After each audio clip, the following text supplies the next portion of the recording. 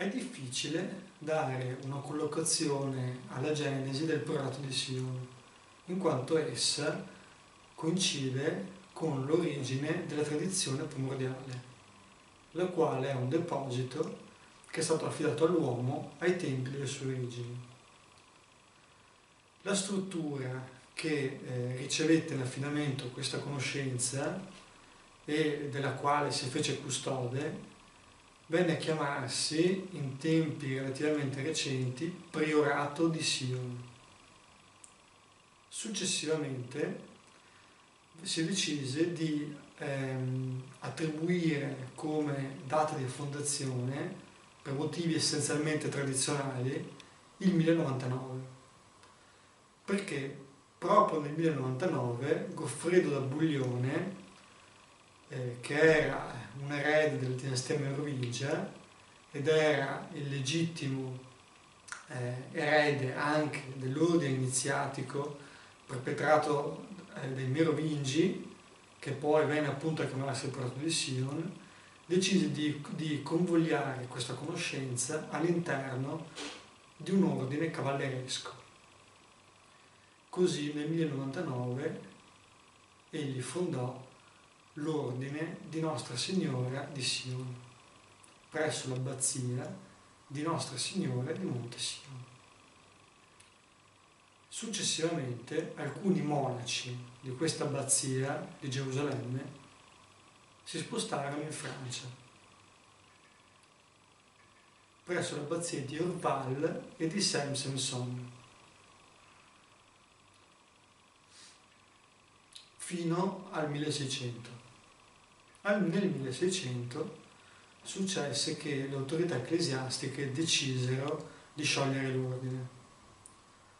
Le motivazioni addotte per questo furono che l'ordine aveva raggiunto un tale livello di degenerazione che andava sciolto.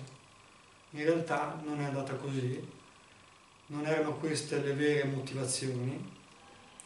In verità era trapelato che la dottrina e gli elementi trasmessi dai monaci guerrieri che vennero dall'abbazia di Nostra Signora di Monte Sion a Orval o a Saint-Sampson non coincideva con quella trasmessa dalla Chiesa Romana Cattolica. Le autorità ecclesiastiche, quindi, allarmate, decisero nel modo più silenzioso e più discreto possibile di sciogliere l'ordine, e così l'ordine passò a uno stato di clandestinità che si protrasse fino all'era moderna. L'ordine in qualche modo sopravvisse attraverso una catena iniziatica ininterrotta da bocca a orecchio e da orecchio a bocca, fino alla sua nuova ufficializzazione che avvenne nel 1956, grazie alla registrazione della società Prieuré de Sion Circuit, fatta in Francia ad Annemasse.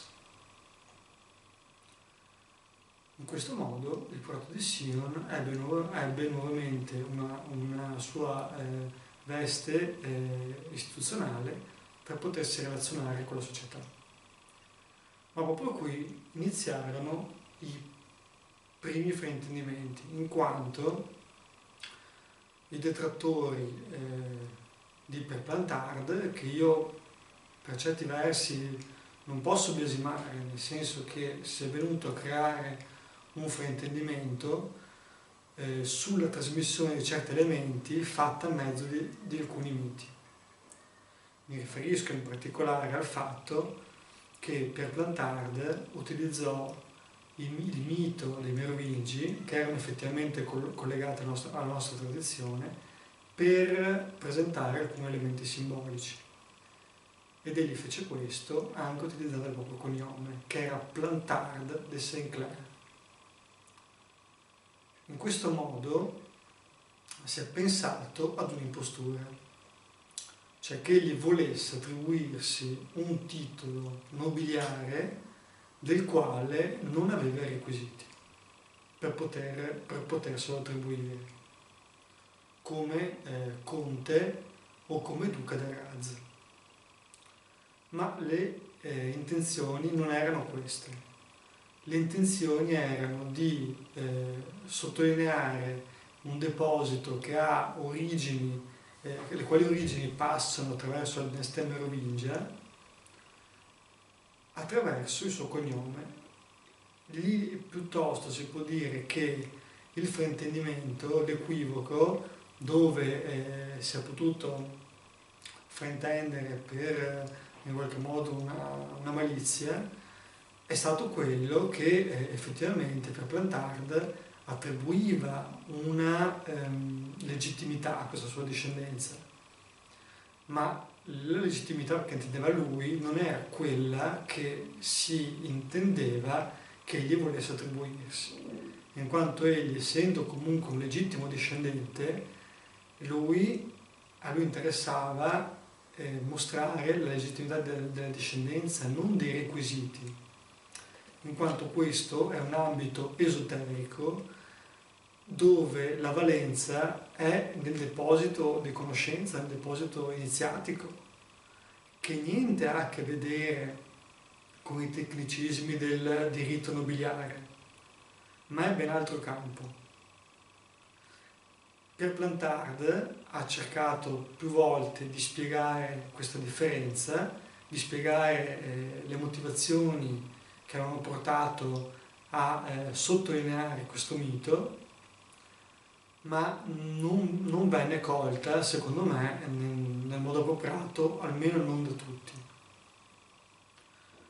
All'interno di questo deposito, l'elemento, diciamo, più centrale, è la trasmissione del Graal, del Santo Graal. Il Santo Graal è ciò che si ottiene attraverso la dottrina e gli insegnamenti che portano l'individuo a toccare e riscoprire la sua vera essenza e mettere in ordine e in armonia tutte le parti che la compongano. A quel punto egli potrà nuovamente crescere in quello che è la sua essenza più profonda, attraverso uno sviluppo della coscienza e della consapevolezza. Questo, in grande sintesi, è quello che viene definito il Graal, il quale è quindi qualcosa che si può anche trasmettere ai propri discendenti attraverso il DNA. Nel momento che una crescita spirituale così importante rimane sotto forma di informazione all'interno del DNA e può essere ereditata dai figli, i quali a loro volta a livello latente potranno avere già queste informazioni,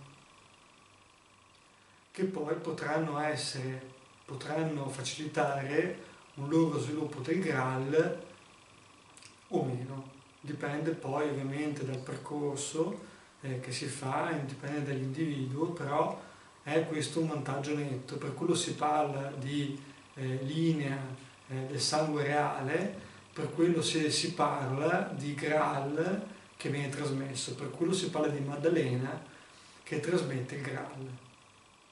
Queste sono le motivazioni che hanno delineato quello che è il mito del Proto di Sion, anche raffigurato attraverso l'arte.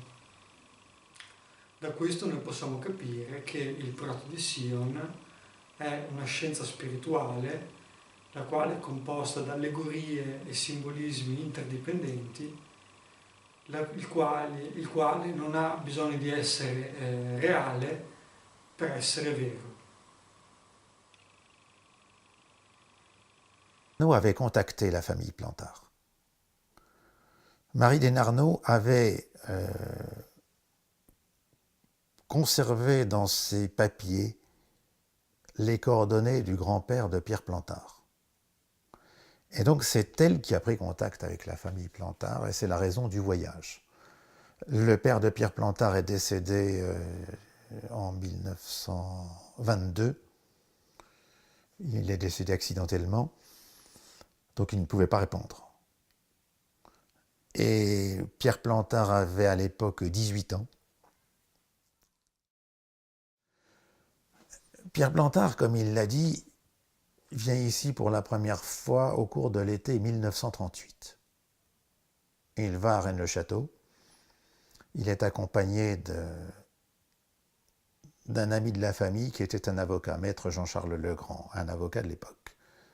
Moi, il m'a raconté sur place son arrivée. Mademoiselle Marie les attendait, était derrière la grille.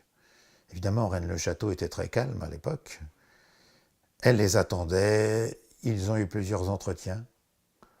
Dès cette époque, elle leur a remis un certain nombre de choses qui restaient, de papiers qui restaient.